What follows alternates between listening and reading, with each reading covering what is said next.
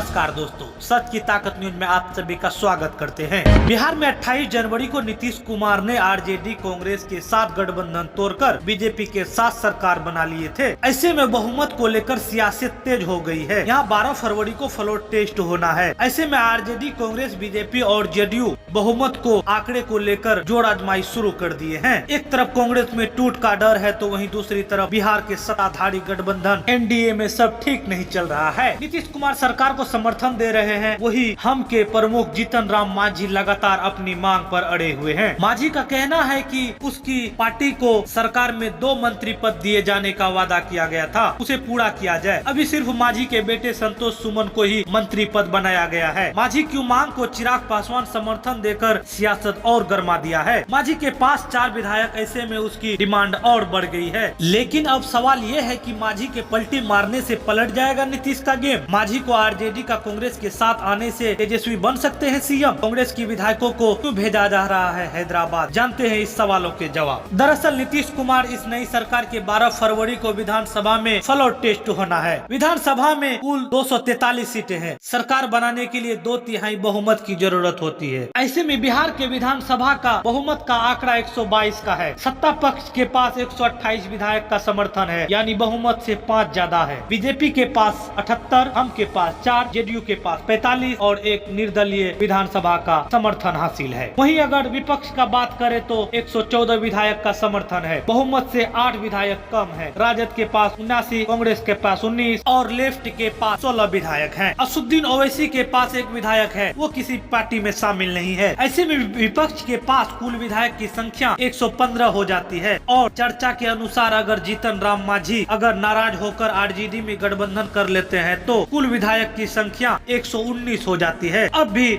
RJD के पास 3 विधायक भी कम है। ऐसे में बताया जा रहा है कि जेडीयू का कुछ विधायक आरजेडी के संपर्क में है। अगर 3 विधायक इस्तीफा दे देते हैं तो आरजेडी की सरकार बनना तय माना जा रहा है।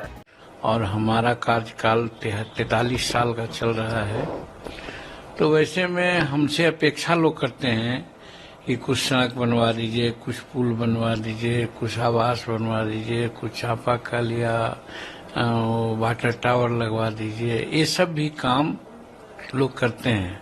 काम हुआ है, लोगों से मिल करके करवाते हैं। लेकिन यदि मंत्रालय स्वयं को मिल जाए कोई सब में तो बहुत काफी काम हो सकता है। इसलिए हम कहा करते हैं कि भाई अनुसूचित जाति विभाग, एसटी विभाग, ये तो ठीक है, अच्छा है, हम लोग उसी समाज से आते हैं तो कोई बात नहीं। लेकिन सब दिन एक ही विभाग को हम लोग देखते रहे हैं, ये अच्छा नहीं थोड़ा लगता है। लेकिन हमारे नेता हैं, उनकी मर्जी है, वो दिए हैं तो हमको कोई ये नहीं है। लेकिन गार्जियन से अपना दुखड़ा सुखाना बताना भी फर्ज बनता है।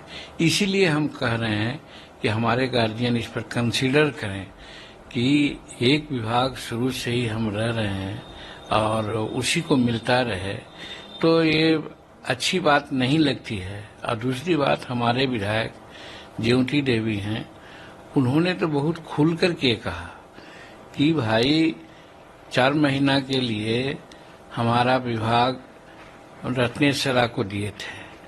आज क्या कारण है कि रत्नेश्वरा को फिर हटा दिया गया या उनका विभाग हमको छीन के दिया गया? किसी दूसरे का छीन के दिया जाता तो अच्छा लगता।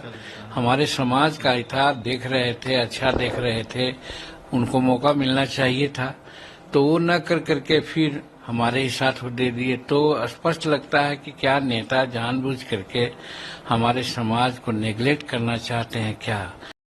दोस्तों, जिस हिसाब से जीतन मांझी बता रहे हैं उस हिसाब से लग रहा है कि बिहार में सब ठीक नहीं चल रहा है। किसी टाइम खेला हो सकता है।